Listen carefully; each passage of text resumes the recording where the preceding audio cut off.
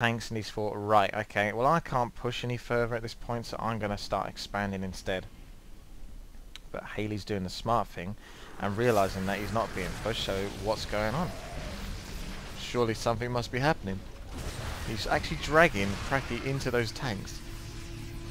So it gives the Marines, especially with the stim pack, they can move so fast, give the Marines lots of move. Oh no, this is bad. This is very bad. The tanks have gone far too forward. They should have stuck where they were or gone slightly forward and then gone back into siege mode. He's brought them all the way forward, allowed them to become free kills, and that's very handy for Praccy. So he's going to have to retreat because those tanks are giving those Marines the backup fire that they need. Allows the Marines to run wild and just hit and run, especially with the steam packs. They become very fast. If they get into trouble, just run back into the tank's cover. Not a problem. So yeah, that was a unfortunate move by Hayley there. Here we can see Praccy is now starting to push a bit forward, but he's not going to be able to take on that army. Certainly not with what he's got at the moment. So what is he trying to do? He must be moving to something, because he's got quite a lot of expansions. He's got way more drones. He's got 43 drones to Hayley's 32 SCVs. So what's going on? Let's have a look, shall we?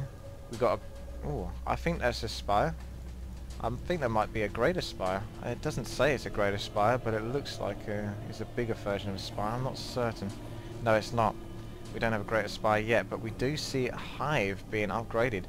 And the reason why that is that allows him to make tier 3 units, which he's going to need here apparently, because the Hydras and the Banelings aren't doing quite enough. Or can they? Let's have a look. Oh no. Banelings all went off together. They did take off quite a few Marines, but not enough really. This is looking bad for Praccy.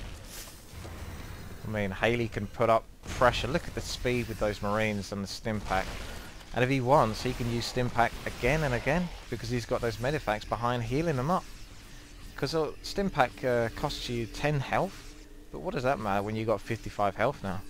You know, it's worth it for the speed upgrade, just to keep up with the fleeing units and make sure they go down. Definitely. Queen there didn't stand a chance. This is one expansion that isn't going to last very long, as we can see. The stim pack, isn't that? Oh dear. Goes down so fast. So effective for medifacts and Marines. Wow. That's not good for Praccy. Though Praccy is starting to move in with some Zerglings here, as we can see, trying to do some damage, but the siege tank is sitting comfortably way back and can just wail on those Zerglings. But what's this? We've got Banelings. Are they going to hide around the side? Yes they are, because Harry has put all of his Marines here. Maybe Praccy noticed that. Put all of his Marines in this. So as he brings the Marines out, he just blows them right up. Look at that.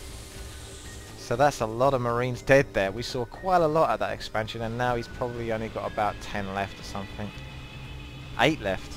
8 left out of all those Marines.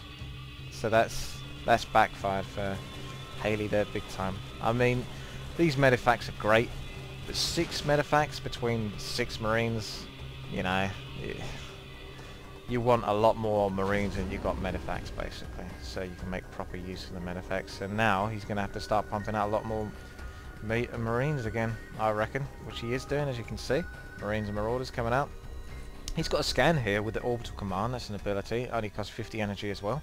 Very, very handy. You can see invisible units as well, and it's a very large radius. You can pretty much see the whole screen of what I'm showing you at the moment.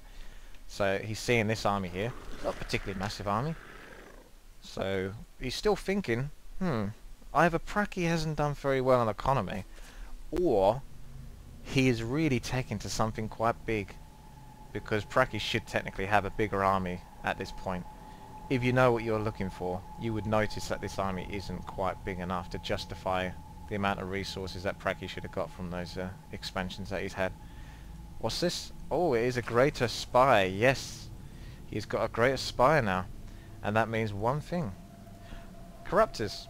You don't actually need a greater spire for Corruptors, although I'm not absolutely certain of that, so maybe I've just said that completely wrong. But what you do need a greater spire for is Broodlords. As we can see, they are being pumped out. Well, I say pumped out, that's really wrong to be honest, because it's actually a morph. You need Corruptors first, which cost I think 150 minerals and 100 Thespian gas, and then you turn them into broodlords. Hopefully if he makes a couple more corruptors, which he is doing, I can tell you how much it costs to upgrade from that point, from a corruptor to a broodlord. Look at them. These are basically a bit like carriers, but I'll explain it in a moment. Here we go, corruptors, 150 minerals and 150 Thespian gas. So that's basically 300 minerals and what was it, 250 Thespian gas, which is pretty expensive.